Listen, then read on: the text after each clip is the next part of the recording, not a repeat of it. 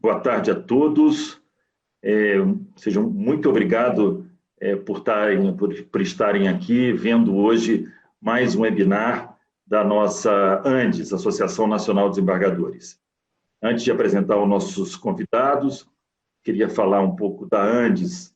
A ANDES, como já disse, é uma associação que congrega desembargadores dos 3 tribunais brasileiros, é uma associação nacional que congrega associados dos TRTs, dos TJs, dos Tribunais de Justiça, e dos TRFs. Essa associação foi criada em 2006, foi criada fruto da ideia de vários colegas no Brasil inteiro, tem sua sede aqui no Rio de Janeiro. A sua sede sempre ela é mudada quando o presidente é de outro estado. Atualmente eu sou do Tribunal de Justiça do Estado do Rio de Janeiro. Estamos dando uma acelerada no atuar da ANDES nos últimos meses. Eu assumi há 2 meses, criamos as diretorias junto aos tribunais. Cada tribunal deste país, a ANDES pretende ter um representante, e também os diretores culturais em cada estado desse país haverá um diretor cultural da ANDES. Estamos abrindo um novo site, acabamos ontem de inaugurar, de lançar a nossa página junto ao Instagram e também junto às demais plataformas, inclusive YouTube. Muito bem, boa tarde.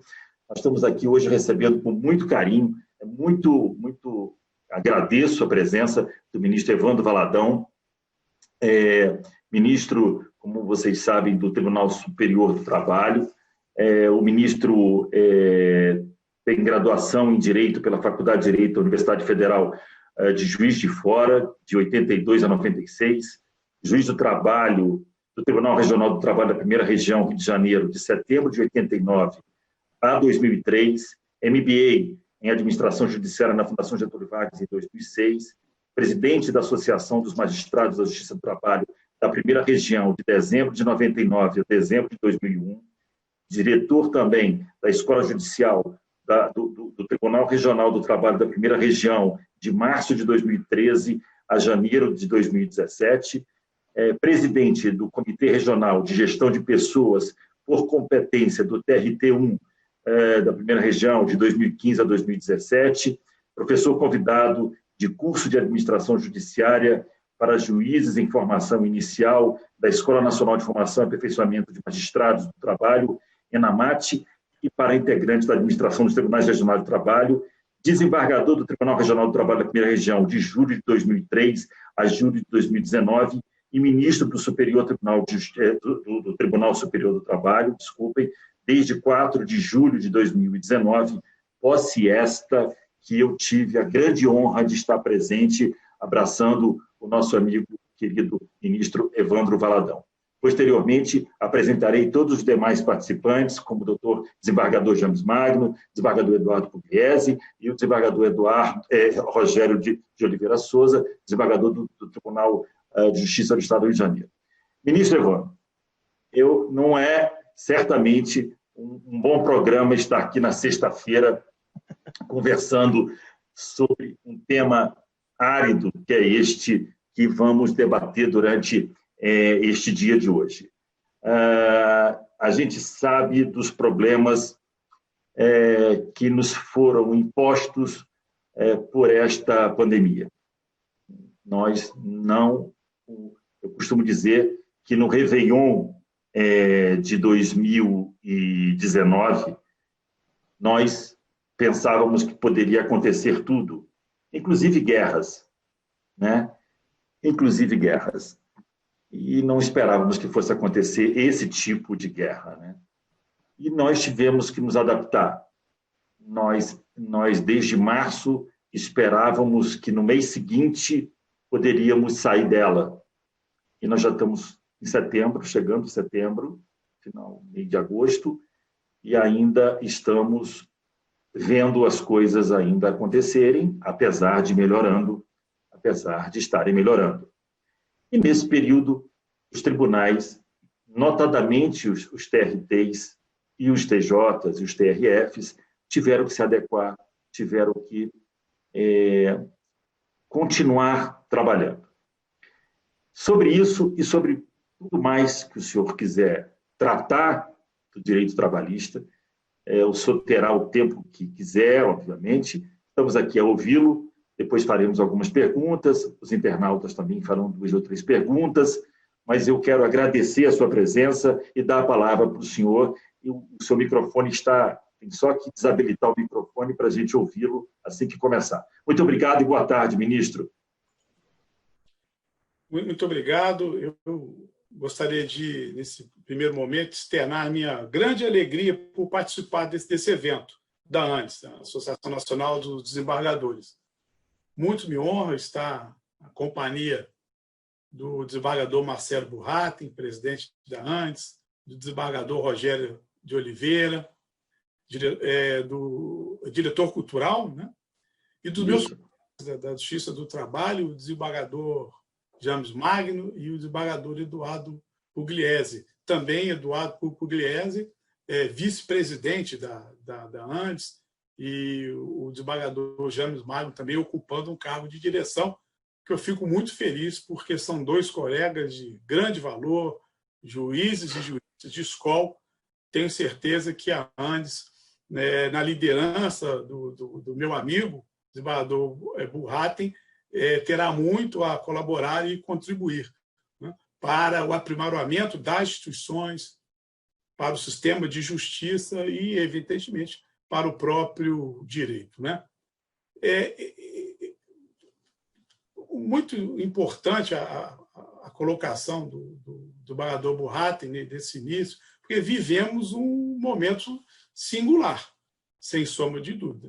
Nenhum de nós esperaria que, em agosto de 2020, estivéssemos todos, como diz um amigo, quase em cárcere privado, né? Numa epidemia, numa pandemia de grande monta e com grandes repercussões na vida privada, em termos psicológicos, né? E também em termos econômicos do nosso país e do mundo.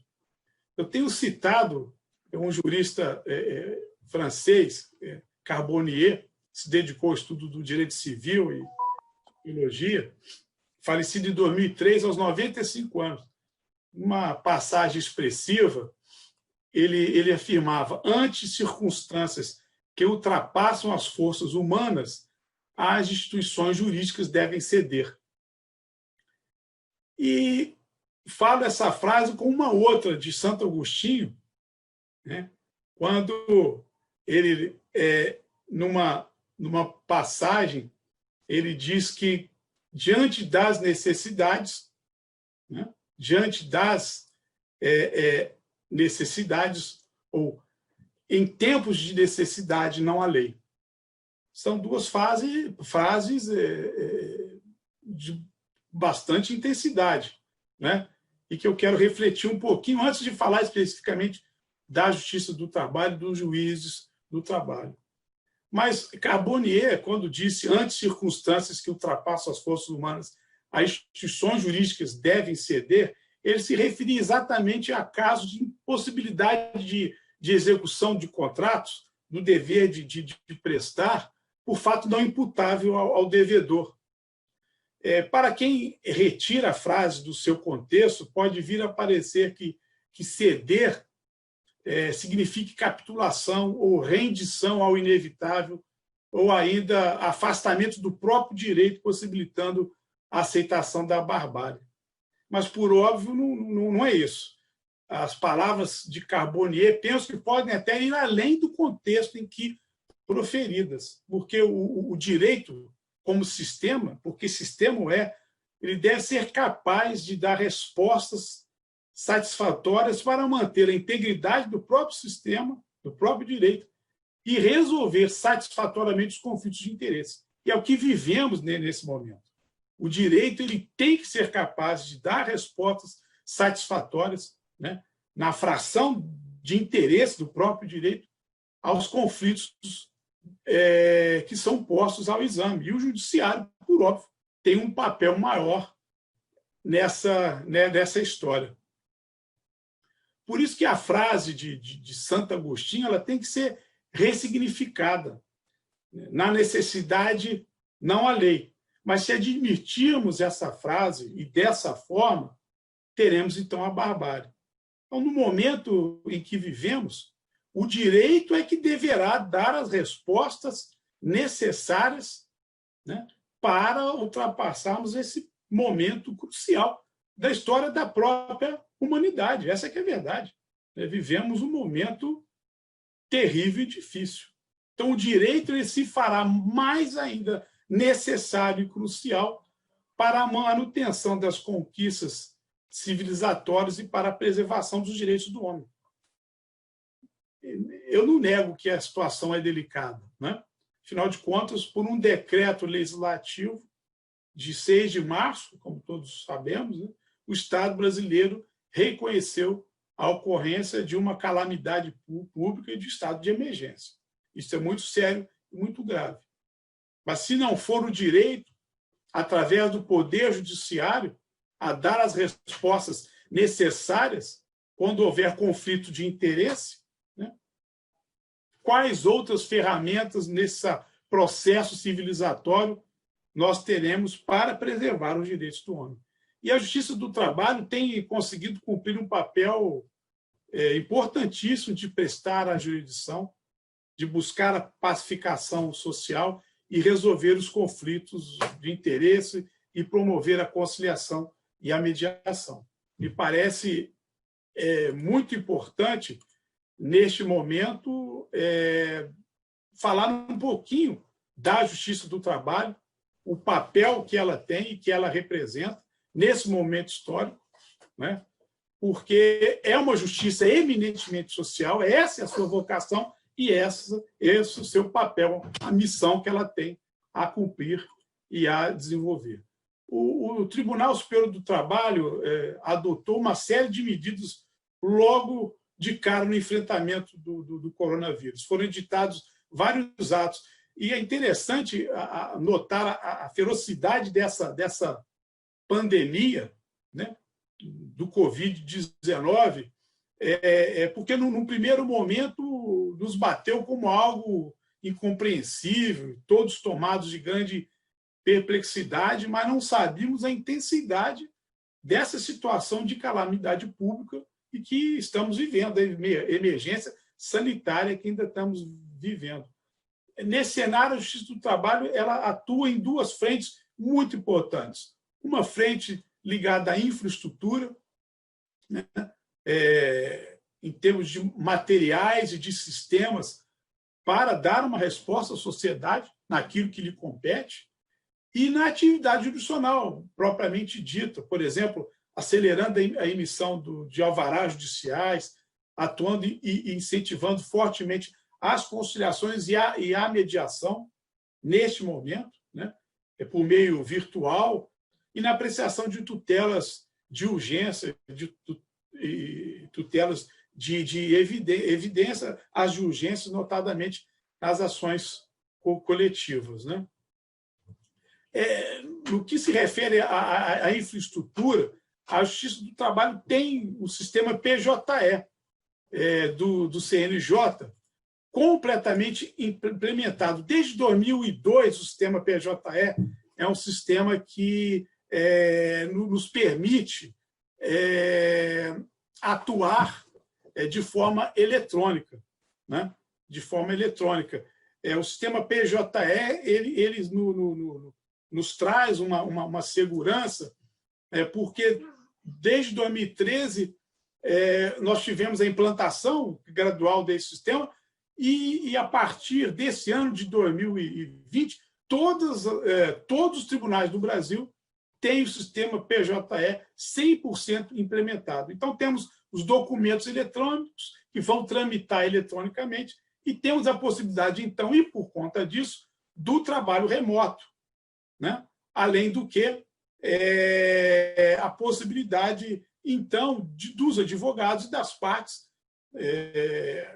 peticionarem remotamente, né? Então, no primeiro momento, o PJL, que é o Sistema de Processo Eletrônico da Justiça do Trabalho, para terem ideia, a primeira vara do trabalho com o PJL foi em 2011, de Navegantes, quer dizer, há quase 10 anos, né?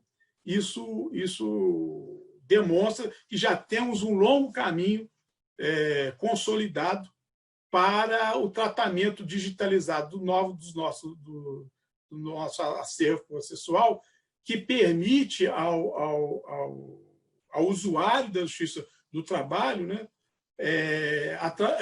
a tramitação de documentos, o peticionamento eletrônico, e sempre à distância, sem a necessidade, como no presente momento, em função da crise sanitária, de se deslocar até a Justiça do Trabalho, né?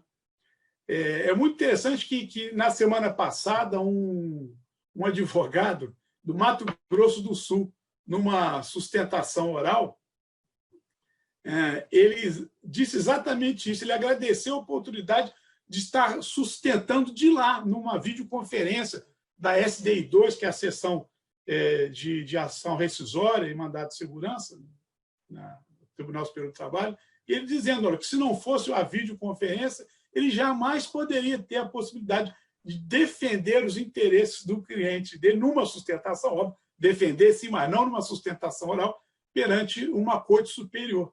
E ele efetivamente agradeceu essa oportunidade. Quer dizer, o PJE nos permite isso, acoplado ao sistema da videoconferência do CNJ, nos permite isso, que os advogados possam atuar e continuar atuando minimamente, vamos dizer assim, mas eu acho que não. Acho que a atuação razoável dos advogados, essa permissão, quer dizer, o sistema permite uma atuação razoável dos advogados, mesmo nesse momento de pandemia. Então, eu queria dizer isso, quer dizer, a infraestrutura da Justiça do Trabalho, em termos de sistema, nos permite, sim, uma atuação adequada e a contento. Mas eu estava falando da ferocidade do vírus. No dia 10 de março, o tribunal publicou uma norma restringindo o trabalho, quer dizer, que os servidores que viessem de viagem internacional trabalhassem em casa, né? Mas com o avanço da pandemia, já no dia 12, restringiu o trabalho daqueles que poderiam ter comorbidades e doenças oportunistas, né? E aos maiores de 60 anos, que esse grupo trabalhasse em casa. No dia 17 de março, já o TST disse, olha, apenas 30% dos servidores devem trabalhar no tribunal. E no dia 22, teve que suspender totalmente o trabalho presencial e adotou totalmente o trabalho em home office, né? E as sessões passaram a ser totalmente telepresenciais.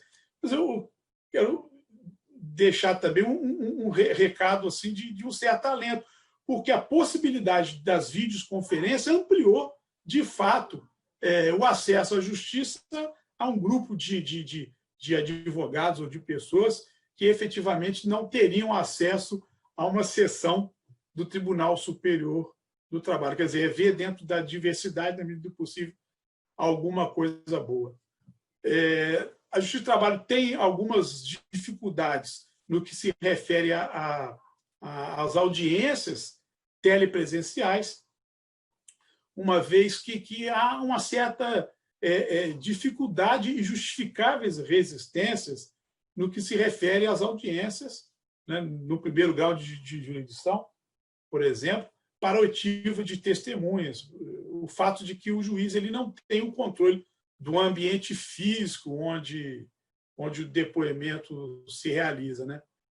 Talvez, por isso que a regulamentação da Justiça do Trabalho, em última análise, deixa a cargo do juiz a realização ou não da audiência telepresencial. Quer dizer, é o juiz do caso que efetivamente vai dizer se uma audiência telepresencial ela tem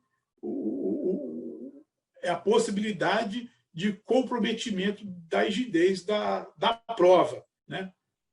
Outro fator que nos preocupa é a desigualdade tecnológica, que reflete a desigualdade do país. Tem pessoas, né, que têm todo o acesso à banda larga, a sistemas, a computadores de última geração, e outros nem tanto, inclusive advogados, né? Eu tenho um conhecido meu, do Rio de Janeiro, que é um advogado de 81 anos, que ele é um neófobo quando se trata de informática e tecnologia. Para terem ideia, ele precisa ir à Ordem dos Advogados, que a Ordem do Rio tem uma sala de atendimento dos advogados, né? Esses que não se têm uma familiaridade, não se familiarizam com os sistemas, né, modernos.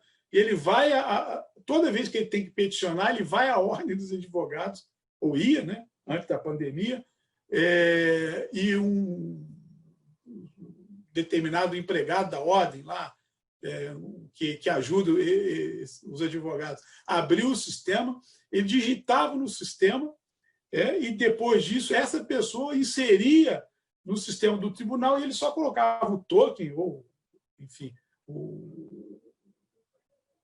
o certificado digital para encaminhar a petição. E agora, com a pandemia, eu tive a oportunidade de saber, ele estava com uma dificuldade terrível, porque não podia ir à Ordem dos Advogados, porque esse serviço, obviamente, foi suspenso.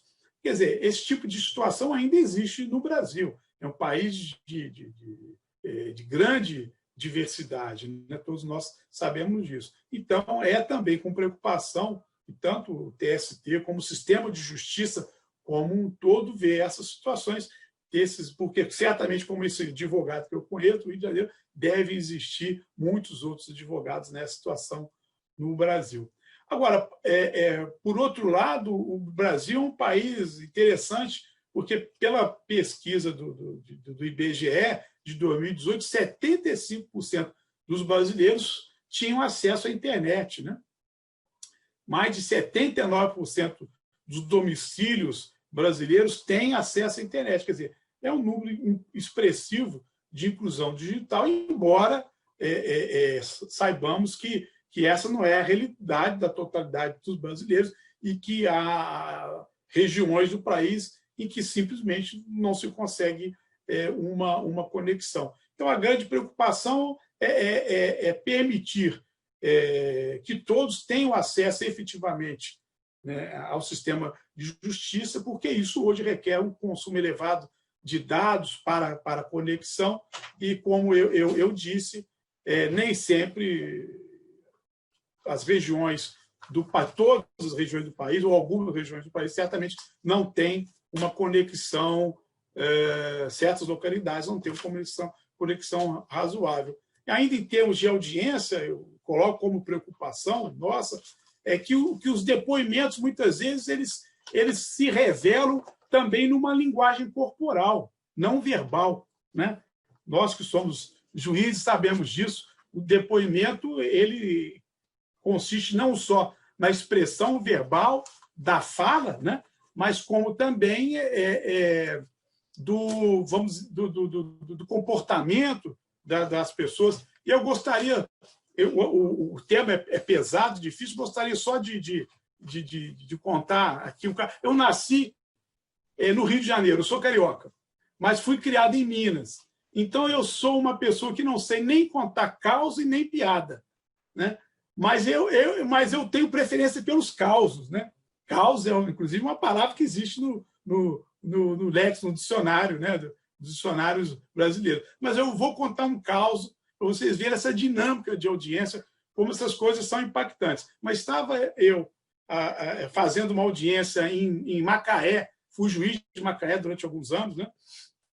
E estava sentado o reclamante, o advogado dele, eu tomando o depoimento do reclamante e baixei a cabeça para ler um documento, que eu queria indagar o reclamante sobre aquele documento. Então, baixei a cabeça e comecei a ler o documento e, ao mesmo tempo, fazer a pergunta, mas deixei de ter um contato virtual com a parte, com o advogado. E quando eu olhei novamente, o advogado estava cochichando no ouvido do reclamante, que estava depondo.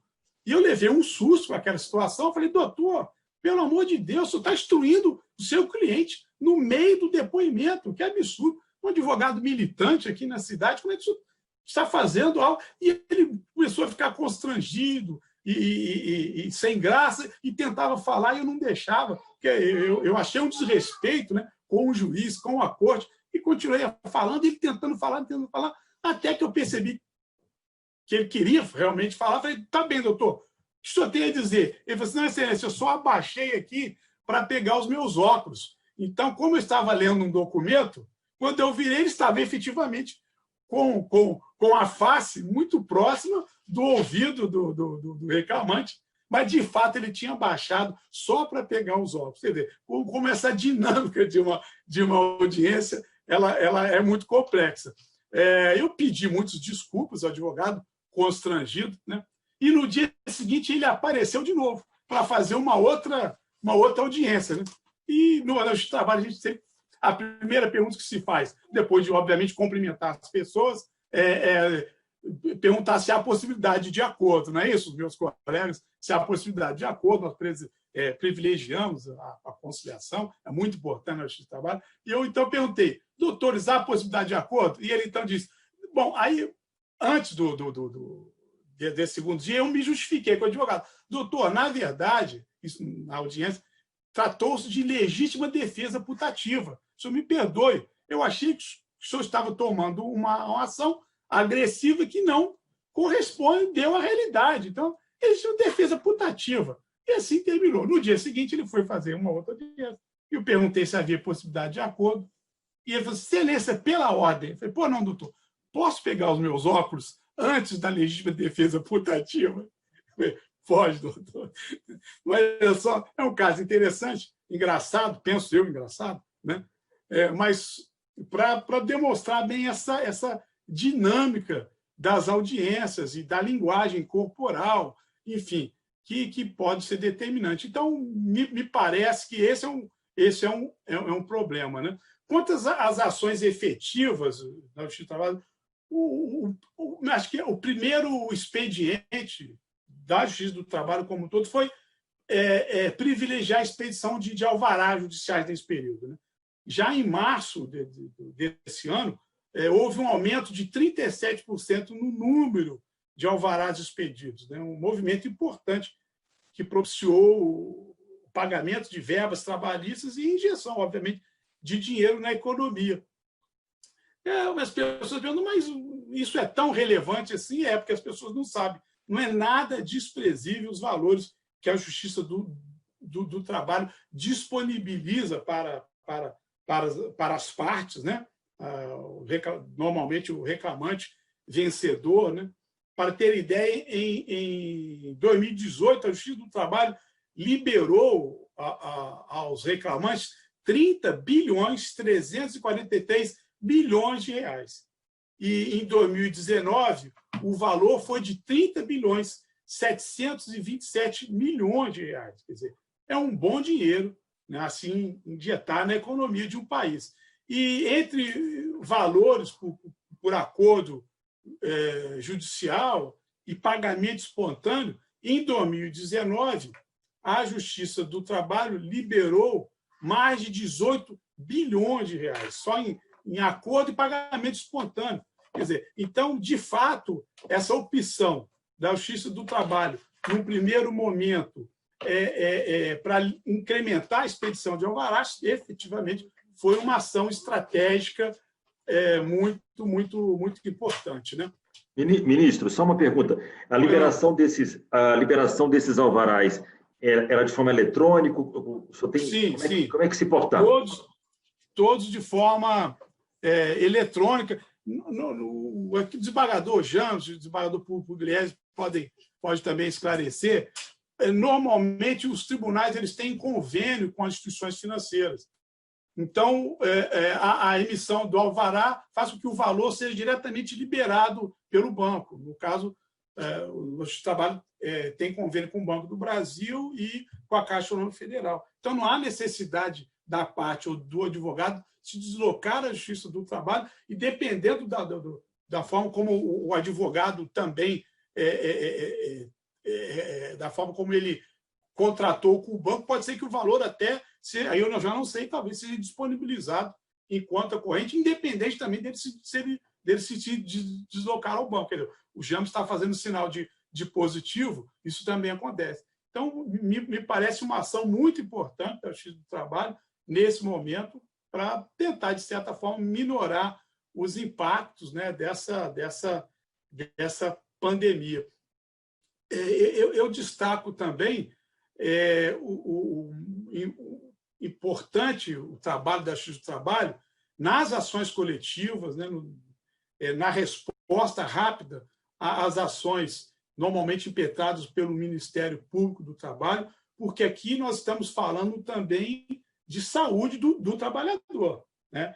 Eu sei de casos, por exemplo, na Paraíba, uma indústria de abate de aves, que de 400 empregados foram feitos testes e 49 estavam trabalhando com o Covid-19. Então, isso é muito grave, 12% da mão de obra. E como essa é uma pandemia, uma doença que ela se espalha com muita facilidade, isso seria muito preocupante. O Ministério Público do Trabalho atuou, o Justiça do Trabalho deu a resposta rápida para suspender as atividades até que a situação fosse resolvida, né?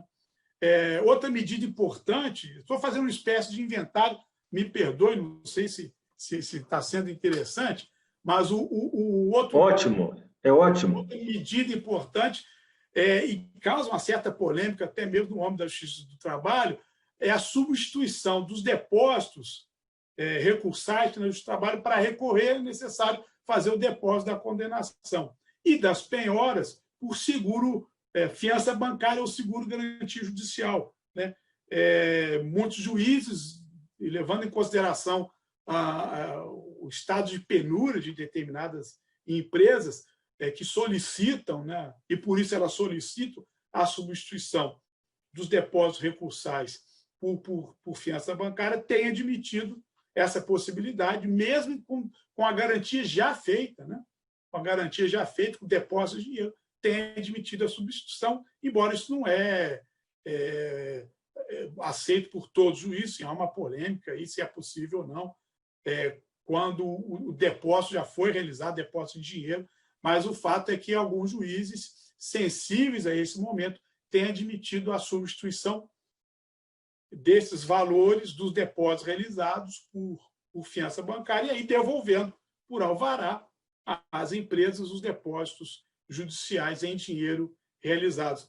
Isso é relevante porque no Brasil 90% do total das empresas registradas são micro e pequenas empresas, né?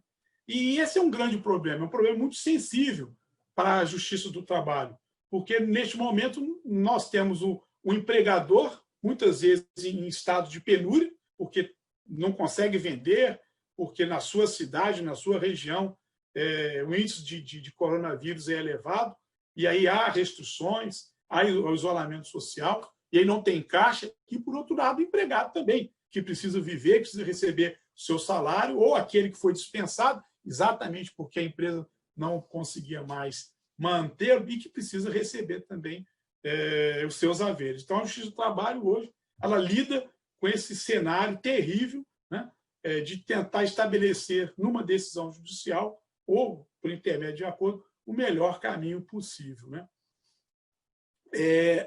No Rio de Janeiro, por exemplo, foi deferida uma liminar mantida pelo TST, pela presidente do TST, que obrigava o município a testar os profissionais de saúde das unidades de saúde do município, trabalhadores de organizações sociais, né, que atuam e atuavam em várias unidades do município. O sindicato percebeu que eles não estavam sendo testados como determina a própria legislação, e a Justiça do Trabalho atuou também nesse sentido, determinando que os testes fossem realizados com rapidez, sob pena, sim, de determinado valor de multa. Então, eu percebo que a Justiça do Trabalho tem uma nobilíssima e destacada importância neste primeiro momento. E as notícias, né, nas mídias sociais e nos meios de comunicação demonstram isso. Por exemplo, um juiz de Fortaleza, e aí eu tenho medo de me perguntarem o resultado final da história, porque eu não sei, mas o juiz de Fortaleza deu uma liminar, né, concedeu uma liminar, obrigando que os aplicativos de transporte, de plataforma de transporte, concedessem aos motoristas uma remuneração mínima por hora efetivamente trabalhada e equipamentos de proteção de segurança. Também o Ministério Público do Trabalho conseguiu um acordo com uma grande empresa do Mato Grosso a fim de diminuir os riscos de contaminação. Esse acordo foi homologado pela Justiça do Trabalho, permitindo que a empresa continuasse com a sua atividade e, ao mesmo tempo, os riscos para a saúde desses trabalhadores fossem minorados, né? Flexibilização dos acordos também, eu tenho visto bastante juiz de trabalho definindo o parcelamento maior de acordos trabalhistas, ou até mesmo redução das multas pelo não pagamento, né, desses acordos judiciais, né? Tenho visto também magistrados, né, determinando o retorno de empregados ao trabalho ou o pagamento integral dos salários quando a suspensão do contrato de trabalho não se fez por acordo, embora permitido o acordo individual, né? E, para terminar, só um dado em números. A produtividade, né, do TST, por exemplo, nós julgamos 141 mil processos de março a agosto. A Justiça do Trabalho, entre sentenças e acordos, né, decidiu 1.785.000 casos, né? Por exemplo, o TRT de São Paulo já fez 118 mil audiências virtuais, né? E em todo o Brasil vemos atuação tanto do Ministério Público do Trabalho, dos sindicatos, para destinarem os recursos, né, em ações coletivas ao combate do coronavírus. Por exemplo, eu sei que o Ministério Público do Trabalho de São Paulo conseguiu destinar 282 milhões de reais para o combate do coronavírus através de um acordo, né, no âmbito da Justiça do Trabalho.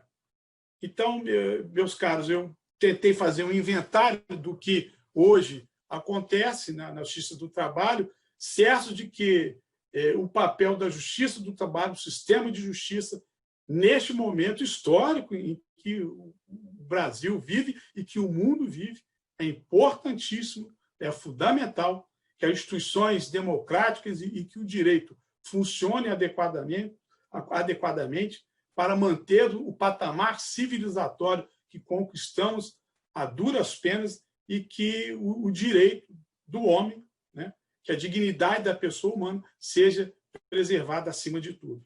Bom, era isso. Por hora, muito obrigado pela oportunidade. Muito bom, principalmente muito bom, muito esclarecedor.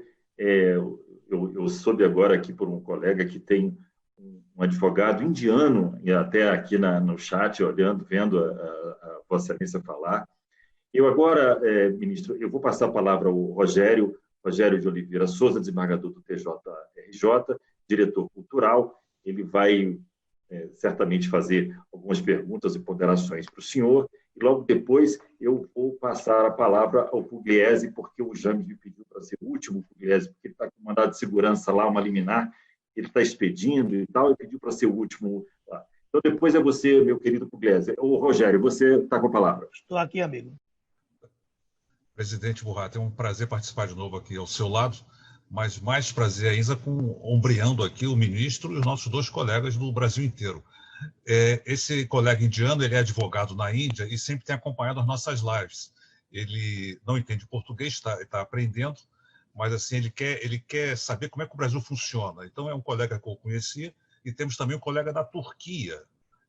Esse não é advogado, mas é um engenheiro, e o sonho dele é vir morar no Brasil.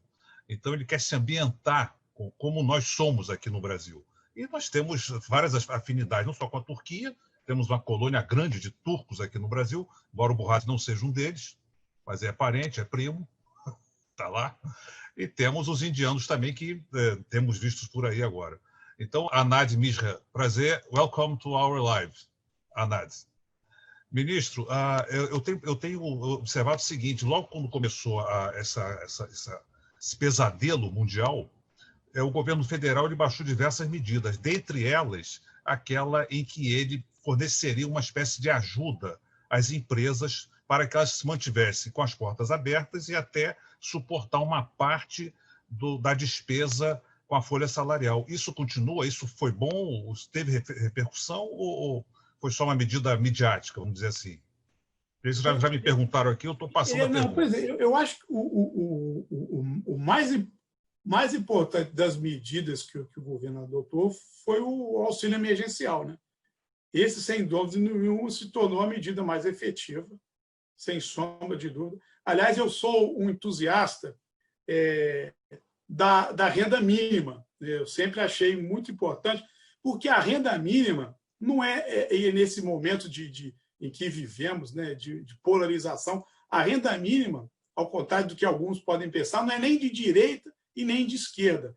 Nós temos gurus de direita e de esquerda que defendem a renda mínima. Renda mínima é uma espécie de consenso. O problema é que os países hoje não têm dinheiro suficiente, quer dizer, a economia não é robusta o suficiente para tratar efetivamente dessa questão e resolver ao final. Mas, por exemplo, temos autores americanos que tratam do imposto de renda positivo, que nada mais é do que algo próximo a uma renda mínima. Temos experiências aí no mundo, e eu não sei por que pessoas como Mark Zuckerberg, Bill Gates, eu não sei por que eles defendem a renda mínima. Agora, eu imagino que no alto do saber dessas pessoas, né, porque, sem sombra de dúvida, informação é o que não falta a essas pessoas, né,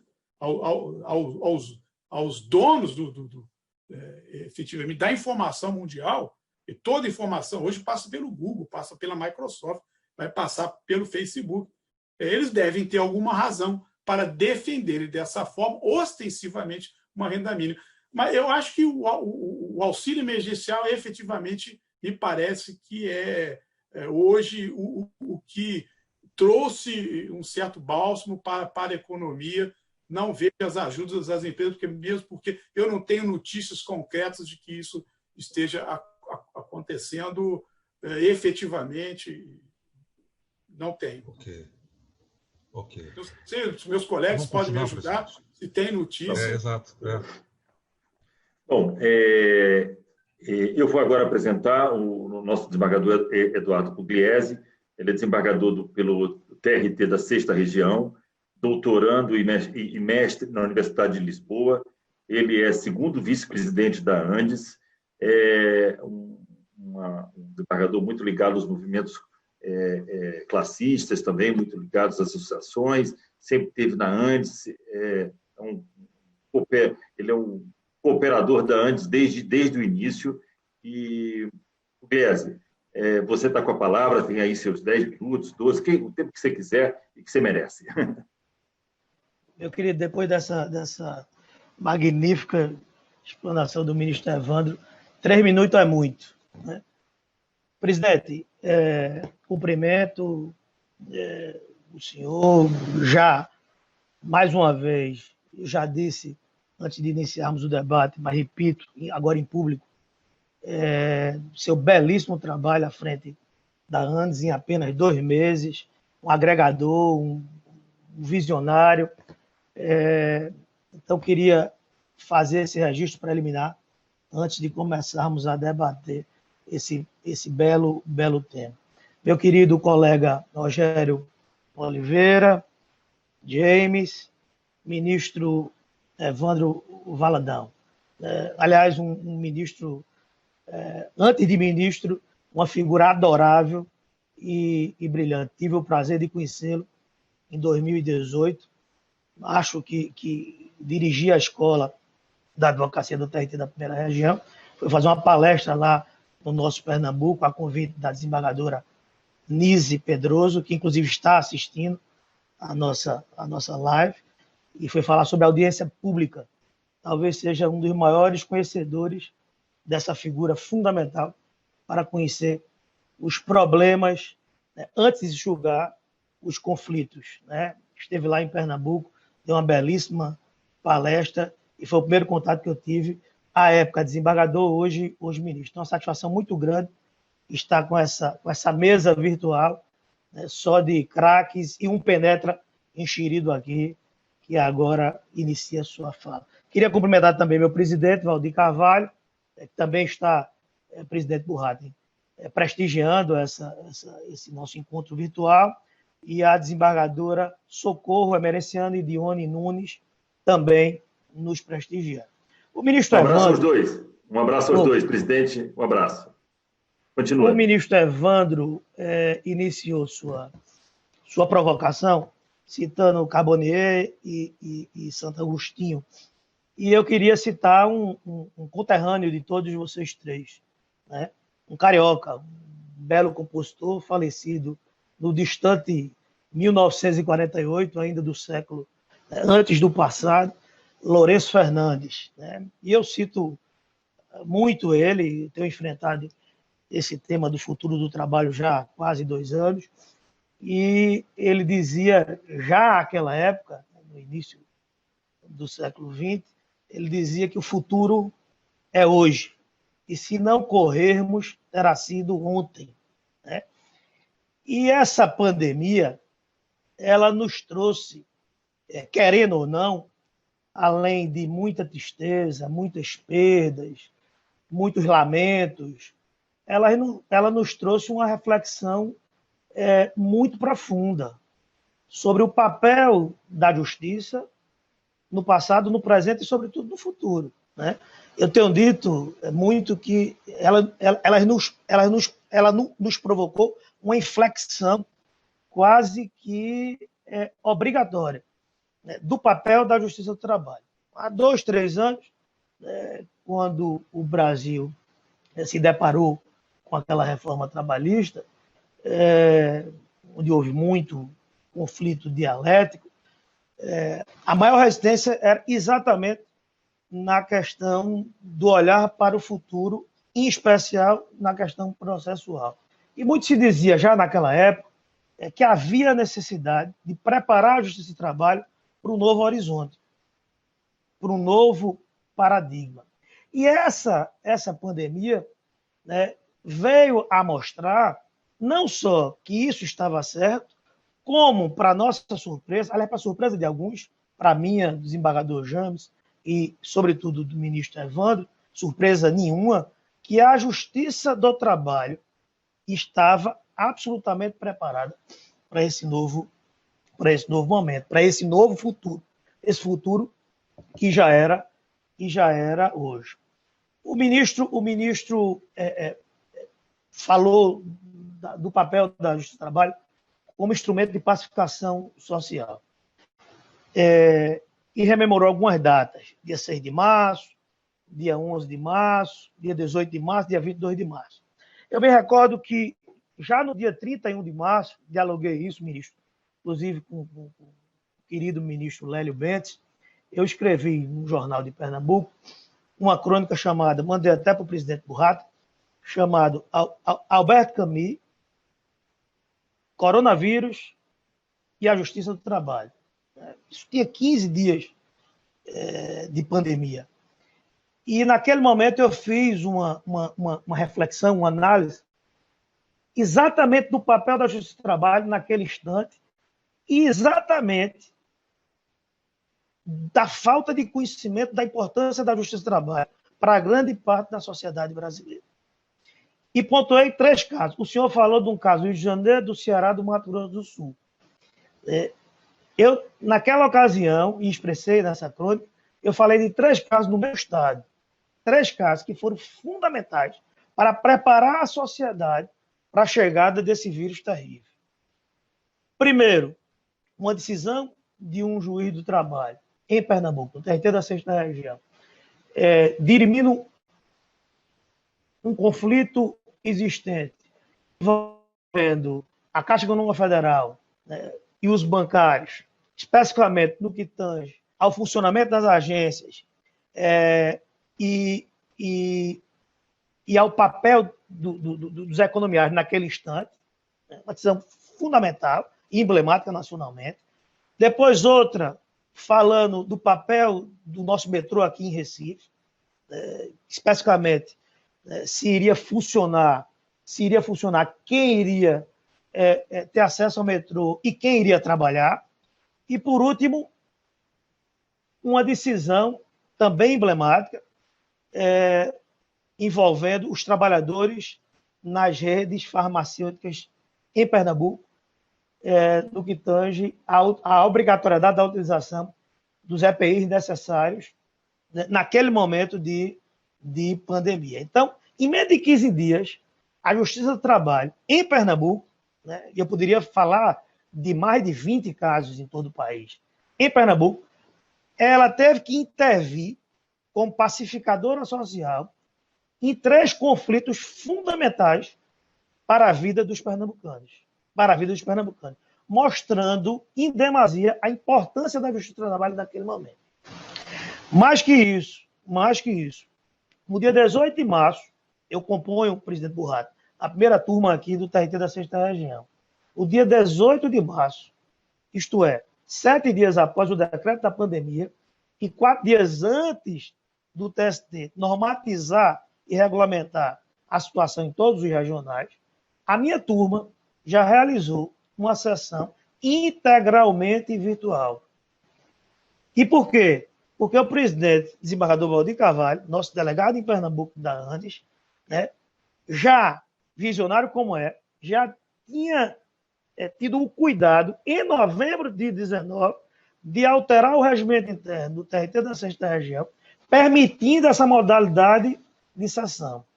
Então, nós tínhamos a sessão virtual, integralmente, nós tínhamos a sessão virtual e presencial mista, e quando chegou a pandemia, nós já estávamos preparados. Então, no dia 18 de março, a primeira turma do TRT da 6ª Região já fez uma sessão integralmente virtual. E mais do que isso, rapidamente nós já estávamos fazendo as sessões não só virtuais, como também as telepresenciais, com sustentações orais feitas pelos advogados nesse tipo de modalidade. Hoje nós temos, em todas as 4 turmas do TRT de Pernambuco, algo em torno de 30 a 40 sustentações orais de desembargador Rogério, por sessão de turma. O TRT de Pernambuco já julgou, só nesse período de 5 meses, quase 20 mil em segunda instância processos, incluindo aí agravo de instrumento.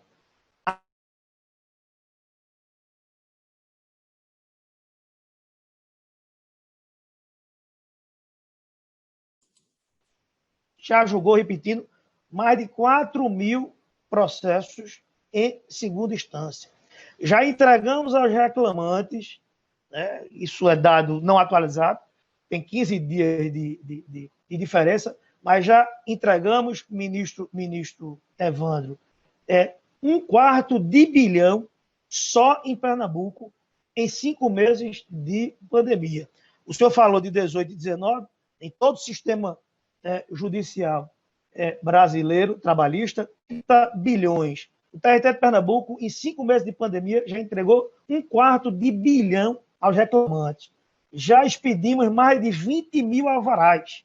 Ontem mesmo, o desembargador Evandro tocou nesse ponto, eu assinei da minha casa 2 alvarás eletrônicos para 2 advogados do interior que estavam, né, demandando esse dinheiro. Então, ontem de tarde, da minha casa, eu cliquei no nosso sistema, com 30 minutos, o advogado já estava com esse dinheiro disponibilizado. Então, essa é a justiça do trabalho que grande parte da sociedade não conhece. Uma justiça que pacifica os conflitos sociais, uma justiça moderna, uma justiça necessária, uma justiça que, no momento em que a sociedade mais precisa, percebe a sua presença, seja no conflito envolvendo bancários, seja no conflito envolvendo metroviários, seja no conflito envolvendo professores, seja no momento envolvendo farmacêuticos,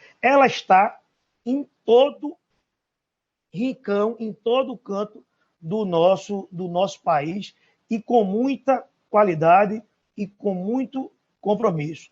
Então, o tempo é curto, há momento, inclusive, para o debate, mas eu queria aproveitar esse momento, presidente Burrati, para trazer uma palavra muito mais de conforto, de aconchego, de abraço, né, para dizer que essa pandemia trouxe muita tristeza, trouxe muita perda, trouxe muito desalento, mas para nós da Justiça do Trabalho, trouxe também a certeza de que a Justiça do Trabalho é uma justiça não só necessária, como fundamental ao país. E que os magistrados de todo o país, como os servidores da Justiça do Trabalho, como o brioso Ministério Público do Trabalho, que tem sido fundamental nesse momento, tem demonstrado que, sem a pacificação social, sem a Justiça do Trabalho, para mediar o conflito sempre existente entre o capital e o trabalho, nós teríamos muita dificuldade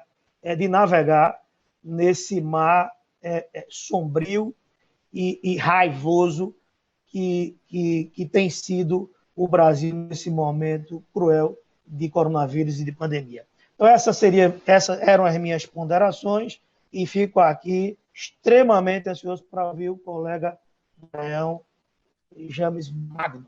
É isso aí, presidente. Muito obrigado, Eduardo, nos brindou com uma excelente participação. Os dados são impressionantes, né?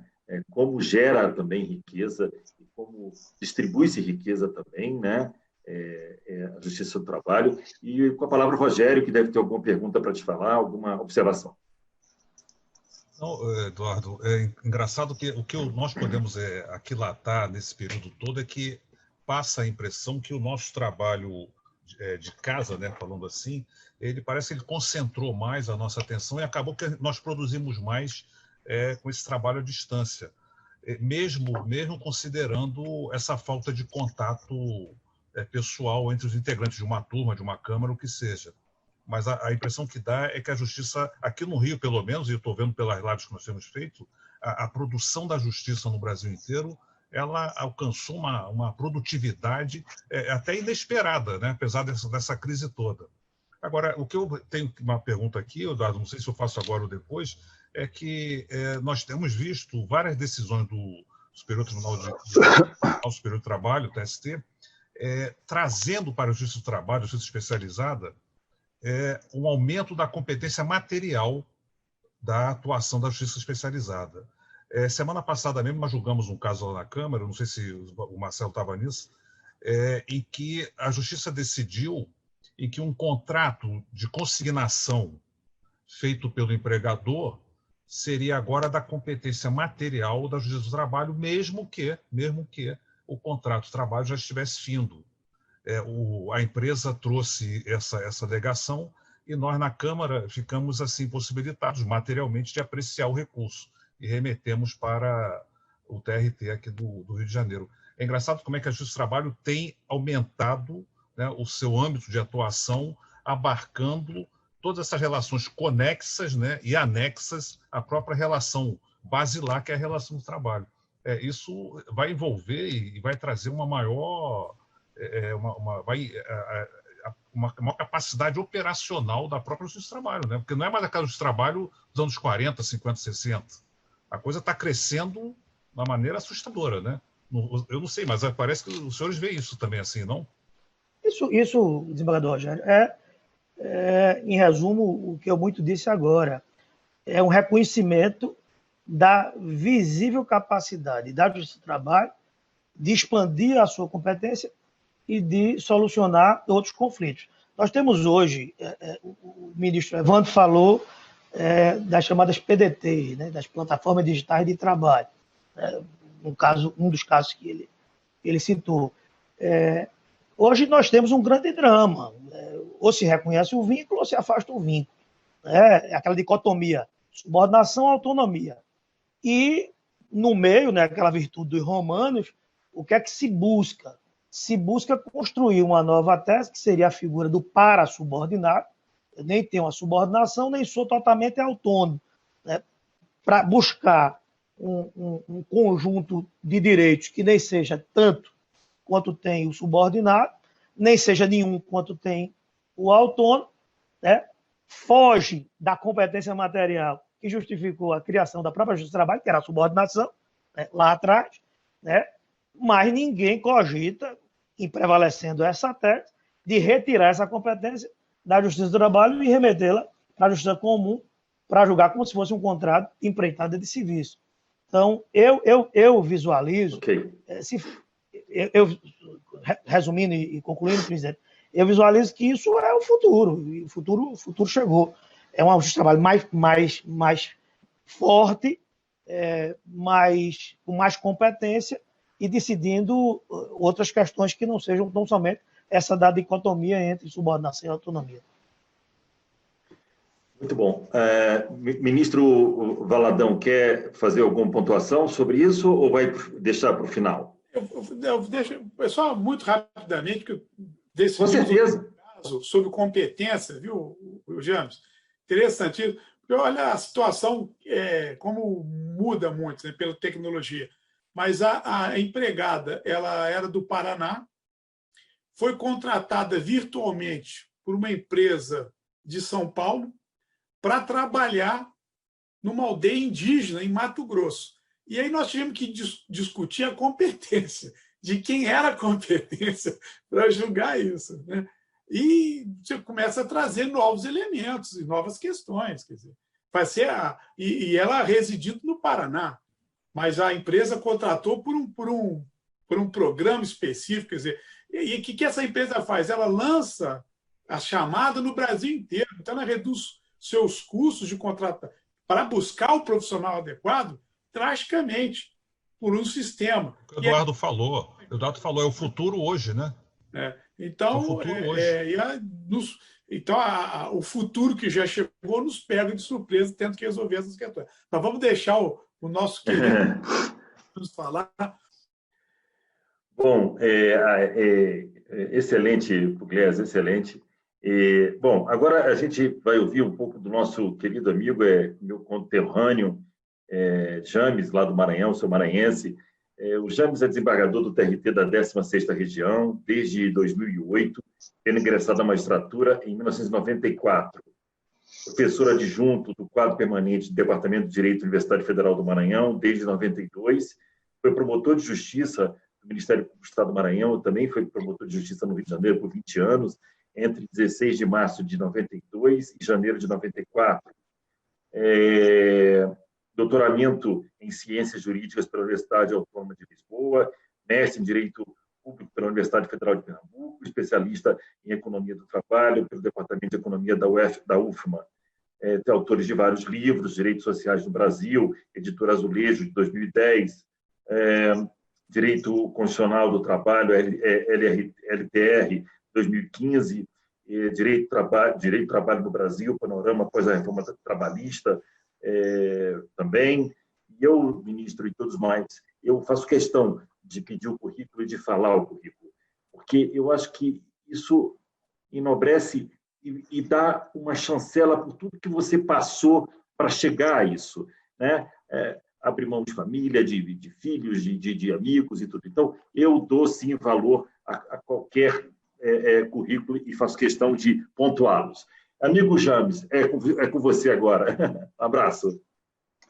Boa tarde, presidente Marcelo Boatem, desembargador querido que preside a nossa Andes com muito afinco, com muita dedicação, incansável sempre.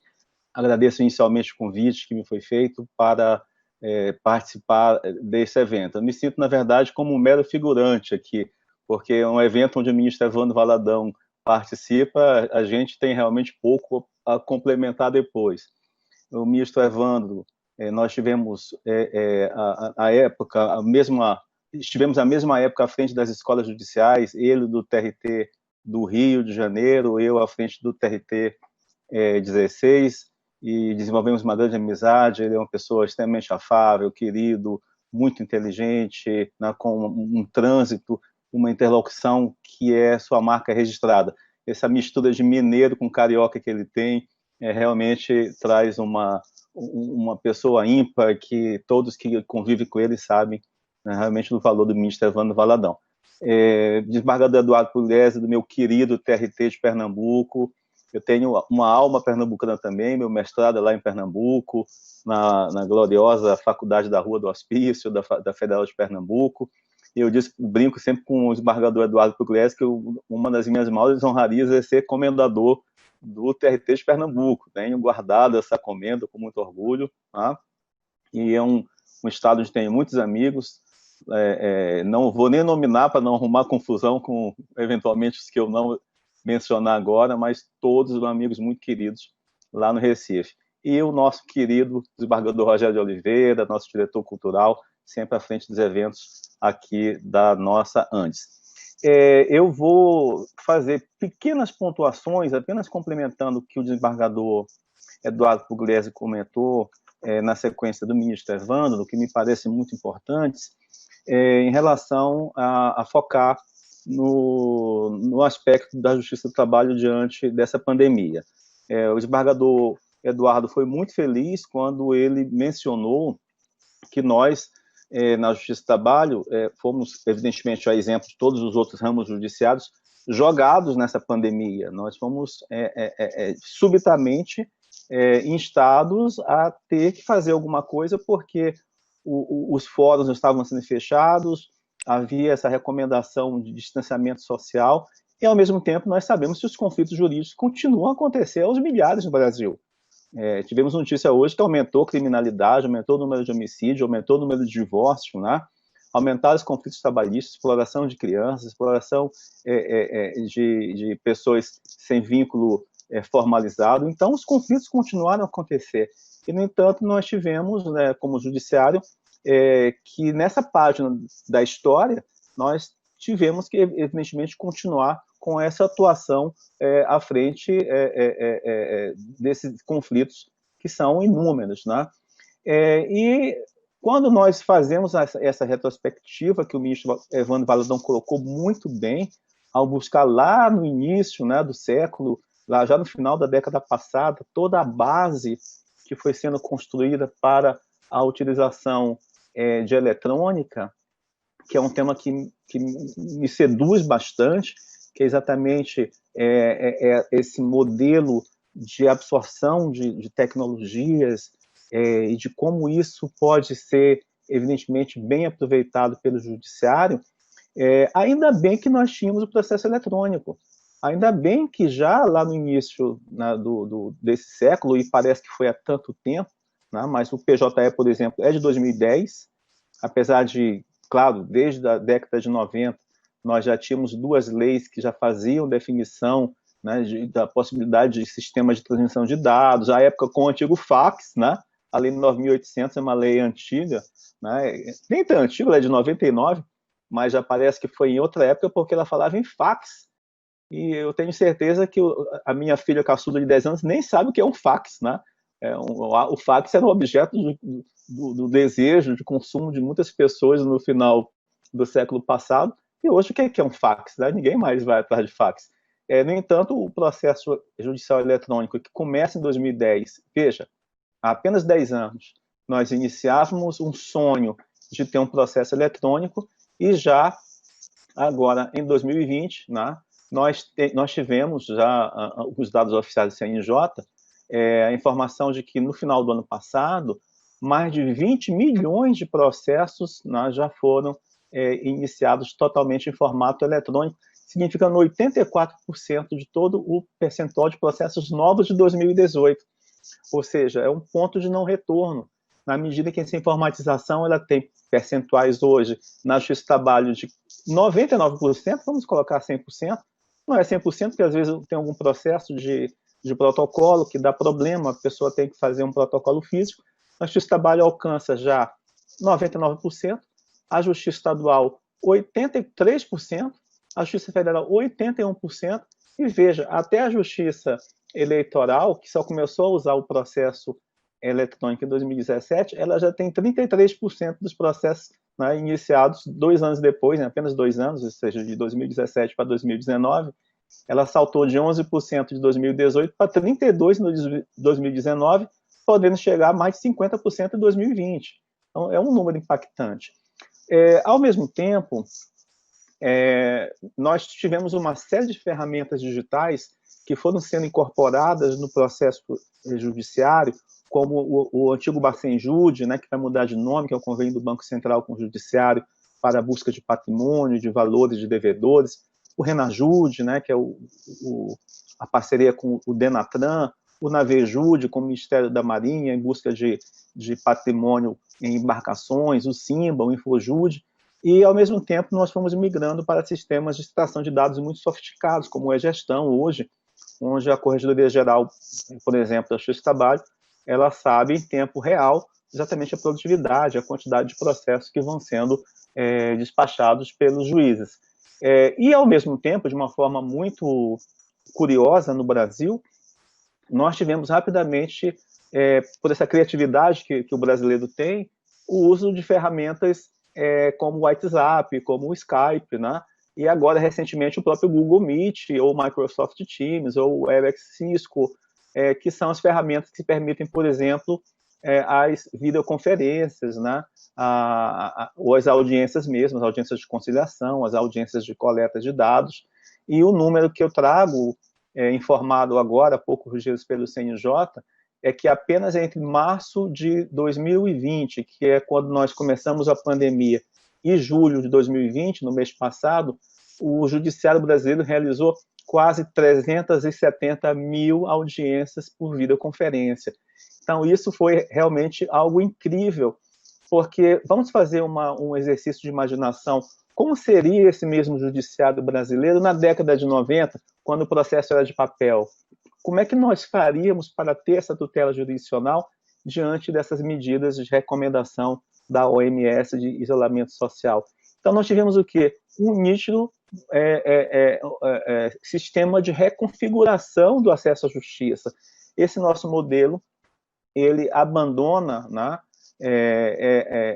Eu não diria nem abandona, ele teve que abandonar o sistema presencial por conta do isolamento, né, diante da incomunicabilidade de depoentes e testemunhas, migrando para o modelo seguro, né, vamos dizer assim, entre aspas, que é esse modelo de distanciamento que, por exemplo, nos permite agora que eu esteja em São Luís do Maranhão, que o ministro Evandro esteja em Brasília, que o presidente Marcelo Buatem e Rogério estejam no Rio, e Eduardo esteja no Recife, e todos nós nos encontramos nesse espaço virtual.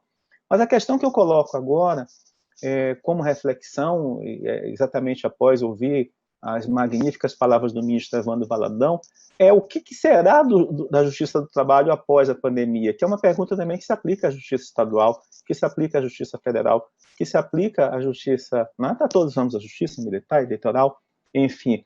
É evidente que essas ferramentas, por exemplo, que eu mencionei, as ferramentas auxiliares, elas vão ter que continuar, porque o processo é eletrônico, e na medida em que nós temos um sistema hoje de fiscalização da Receita Federal, né, do COAF, né, com sistemas de controles, do Tribunal de Contas, como nós temos uma informatização cada vez maior, inclusive migrando, e já estamos migrando para um modelo de inteligência artificial auxiliar ao judiciário, nós temos algumas questões que devem ser pontuadas. A primeira é essa: o que será do judiciário após a pandemia? E nós já estamos no processo de retorno gradual. Esse trabalho já está começando a voltar, né, aos poucos, o modelo de atendimento presencial, e algumas questões elas devem ser colocadas. Por exemplo, o teletrabalho, que ele era uma exceção até antes da pandemia, o teletrabalho dos funcionários virou a regra, porque os funcionários todos tiveram que migrar. E alguns com muita dificuldade, né? Alguns que não tinham equipamento em casa, os tribunais tiveram que ajudar, de uma certa forma, emprestando ou permitindo que o computador do tribunal fosse levado para casa, né? Com todos os cuidados evidentes em relação a isso. uma nova organização familiar desses funcionários que tiveram, né, que passar mais tempo em casa, ao mesmo tempo administrar os filhos que também estavam em casa, assistindo às aulas pela internet, né? Eu tenho 2 filhos menores, 2 maiores já na universidade, 2 pequenos ainda no ensino fundamental. Todo dia, 7 da manhã, já estão ligados no computador, assistindo a aula pela internet. Então, o teletrabalho ele significou também um novo modus, né, de convivência dos próprios funcionários e magistrados com esse espaço familiar e das tarefas diárias, do cuidado com os filhos, ao mesmo tempo tendo que se enquadrar nesse modelo também de produtividade. Um outro ponto muito sensível diz respeito exatamente às audiências por vídeo. Que tipo de justiça nós vamos ter depois? Essas audiências por vídeo, elas vão continuar? Não é? Eu entendo particularmente que elas vão continuar, mas elas devem ser um plus, elas devem ser um complemento, elas não podem ser a regra geral para a instituição processual, porque é muito importante essa presencialidade do magistrado na comarca, diante das partes, vendo as testemunhas, né? Muitas vezes a tela do computador é fria, além de que nós temos essas interferências eletrônicas, nós temos o travamento da transmissão de vídeo, nós temos a inacessibilidade, né? O desembargador Marcelo Boatem escreveu um artigo belíssimo que foi publicado, salvo engano, no Correio da Manhã há alguns dias, no qual ele fala uma coisa muito importante, que é o risco de nós termos uma justiça apenas virtual. A justiça não pode ser virtual. Falar em processo eletrônico não significa, na verdade, que esse processo tem que ser virtual no sentido de distanciamento. O processo eletrônico ele tem que ser uma ferramenta auxiliar de integração, de melhoria do acesso à justiça. Ele não pode ser uma ferramenta de exclusão digital. Nós temos que perceber que o magistrado no Brasil deve ter a sensibilidade de observar que o Brasil ele é um país continental, de grandes distâncias geográficas, com uma pobreza endêmica da maior parte dos litigantes, principalmente na justiça do trabalho, principalmente na justiça criminal, onde nós temos uma dificuldade de acesso. A internet é um luxo, né? O ministro Evandro foi muito feliz quando colocou isso. A internet é um luxo. Nós temos, na verdade, um modelo de muita exclusão digital. Eu fico muito penalizado quando eu vejo certas reportagens que mostram que, às vezes, na casa tem um tablet ou um celular com um pacote de dados para 4, 5 crianças que têm que assistir a aula. Como é que a família vai fazer essa escolha de Sofia, de determinar quem vai assistir a aula e quem não vai? Então, da mesma forma, os litigantes que vão à justiça, né? Então, eu tenho algumas preocupações nesse sentido. Eu sou muito entusiasta, eu me filio, nesse momento, aos que pensam que essa experiência eletrônica já muito sedimentada, já muito consistente, após vários anos de desenvolvimento do processo eletrônico, ela foi fundamental para o judiciário não parar. Se não fosse esse modelo eletrônico, o judiciário estaria simplesmente paralisado, porque se nós ainda tivéssemos um modelo de processo de papel, as partes teriam uma inacessibilidade quase por completa em relação a esse antigo processo. Os juízes também teriam muita dificuldade. Com certeza, o volume de produtividade seria comprometido, porque o desembargador Rogério colocou há pouco, em casa, por exemplo, eu produzo hoje muito mais. Depois que pego o ritmo de trabalho, o fato de não se deslocar, de não ir ao fórum, eu acordo, já crio uma rotina de ver o processo. Hoje mesmo eu já estava com mandado de segurança, estava com tutela de urgência, em plena sexta-feira, né? Tudo à distância, discutindo com a minha assessora, e depois assinando eletronicamente de casa, as partes também de imediato tendo ciência. Então, é importante que nós não percamos de vista os velhos conceitos de que o acesso à justiça, até relembrando o pensamento magistral de Mauro Capelletti, o acesso à justiça ele não é apenas um direito social fundamental, não é? Ele é o ponto central do moderno processo.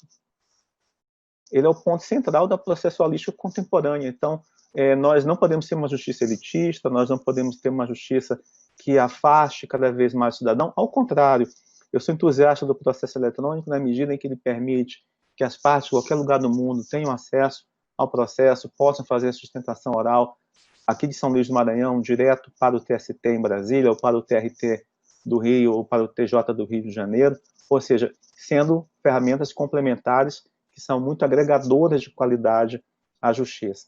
Eu sou, presidente Marcelo Buartem, um grande entusiasta da tecnologia.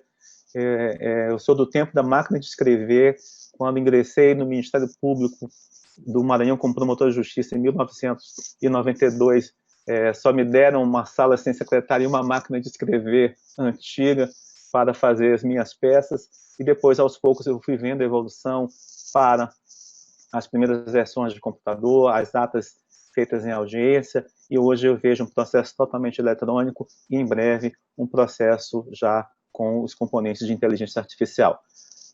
Sou esperançoso de que o futuro ele seja glorioso para o judiciário, que ele possa usar a tecnologia como um fator de aumento de produtividade, como um fator de acesso à justiça, mas sem perder a empatia, sem perder de vista que nós temos pessoas que precisam da justiça, que pessoas muitas vezes estão totalmente afastadas, alijadas de qualquer acesso aos mais básicos elementos de comunicação.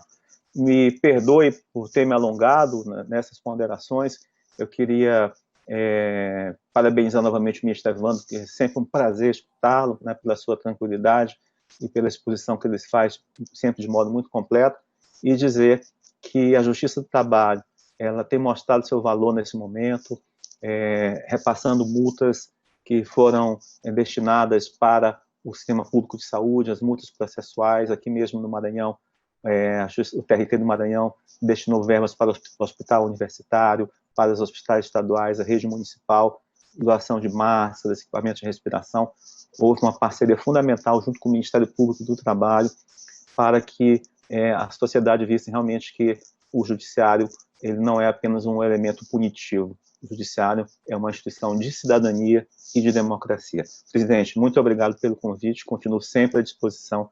São Luís do Maranhão, nossa terra, sempre com a sua disposição. Obrigado. Muito bom, James, muito bom. Eu gostei muito da sua frase quando você falou que a tecnologia não pode servir, ela serve para melhorar o acesso à justiça e não para nos separar. Eu acho essa frase muito boa. Mas, assim, a gente, ministro, para você ter uma ideia, a gente está quase 1h30 e como passou rápido, eu vou, a não ser que o Rogério queira fazer alguma colocação agora importante, mas eu queria deixar para o ministro esses 3, 4 minutos finais, ministro, para o senhor falar sobre tudo que se falou e depois agradecer. Mas primeiro a gente queria que o senhor pudesse arrematar e depois fazer seu agradecimento. A palavra está com o senhor. Muito obrigado, Rato. Eu, na verdade, não tenho muito mais o que dizer depois do Pugliese, depois do James, né? Colocaram muito bem as questões, pontuaram muito bem, trouxeram, enfim, novos argumentos e novas perspectivas, né? O encontro foi muito bom, excelente esse encontro, uma oportunidade de debatermos mais um pouquinho sobre a justiça e o sistema de justiça. Eu acho que dentro do processo evolutivo e civilizatório, nós não podemos, obviamente, abrir mão do direito e da justiça, né? São elementos de conquistas da civilização ocidental, né? de conquista para um mundo melhor, e direito e justiça hoje se relaciona com democracia. Não é à toa que vemos movimentos no mundo, né? Para abafar a voz da magistratura, dos tribunais, né? Quando isso acontece, é porque há sempre um viés totalitário, né? E não democrático. O direito tem um grande desafio pela frente, e a justiça, por conta disso, também tem esse grande desafio, e fazemos com que ele possa dar uma resposta adequada a esses novos tempos, né? Tempo de coronavírus, tempo de relações superficiais, né? Tempos de mundo virtual. Quer dizer, então, o direito, que não acho que está em crise, né? Nunca gostei dessa expressão. Eu ouço isso há 30 anos, o direito está em crise, o direito do trabalho está em crise. Não, o direito está em movimento e o direito do trabalho também, né? Então, que esse direito em movimento ele possa efetivamente ser um instrumento a serviço da pessoa, do ser humano.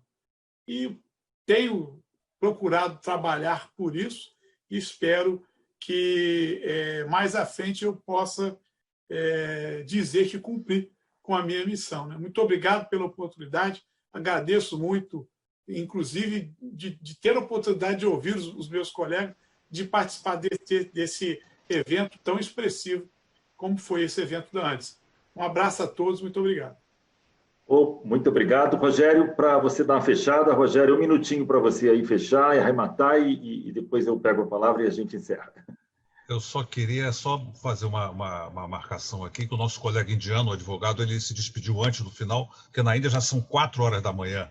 Mas gostou muito, porque tinha uma outra colega fazendo uma certa tradução para ele, ele entendeu bem. Não, agradecer essa oportunidade aqui que o Marcelo proporcionou de a gente ver essas visões que o Brasil oferece como um país continente, né? E que mesmo com as dificuldades nossas, nós conseguimos dar alguma solução, alguma resposta necessária para esse momento excepcional. Então, parabéns a todos pela participação e continuemos assim, né, mostrando para que a gente veio, né? Vamos lá. Bom, muito obrigado a todos, ministro Evaladão, Eduardo Pugliese, o James Magno, o Rogério. Agradeço a você também que está aqui, perdendo seu tempo, ouvindo a gente. Quero dizer que, viu, ministro, todos estão convidados. Na quinta-feira que vem nós temos um tema muito interessante que também mexe com a Justiça do Trabalho, também é sobre custas judiciais decorrente. Foi o CNJ fez uma comissão, um grupo de trabalho, foi presidido pelo ministro Cueva. Eu participei como representante do Tribunal de Justiça do Rio e desse estudo saiu um anteprojeto de lei complementar sobre custas judiciais. Então, na semana que vem, quinta-feira. E, ministro, já quero deixar avisado ao senhor que o senhor vai voltar com o Pugliese, com o Magno e com a Sônia para a gente falar sobre essa tentativa de modificação da Justiça do Trabalho. Unificação de TRTs, unificação de Justiça do Trabalho com Justiça Federal, que eu descarto absolutamente, para a gente conversar sobre essas